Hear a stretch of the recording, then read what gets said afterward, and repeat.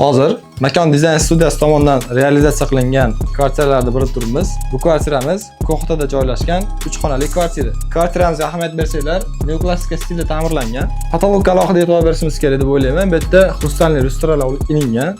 Такой серьезный mehmonlarimiz kelganda ham uyaltirmaydigan remont bo'lgan. Mehmonxonamizning eshiklarini ham neoklassika stildagi eshiklarni olganmiz.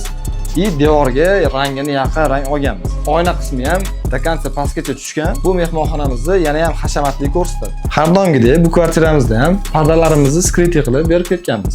Keyingi xonamiz bolalar uchun yotoqxona. Ushbu xonamizda ham maksimalli komfort yaratishga harakat qilganmiz. Bolalarimiz kechasi kitob o'qishi uchun tungi chiroqlar qo'yib ketganmiz. Ushbu proyektimiz dizayn proyekt bilan amalga oshirilganligi uchun polniy reversing sistema berganmiz. Butun xonaning chiroqlarini bemalol shu yerdan kontrol qilsa bo'ladi. Xo'p, keyingi xonamiz bu oshxona.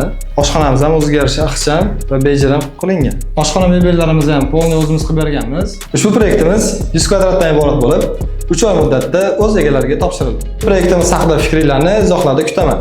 Sizlarga ham shunaqa dizayn proyekt va podключ xizmatlarimiz kerak bo'lsa, biz bilan bog'laning.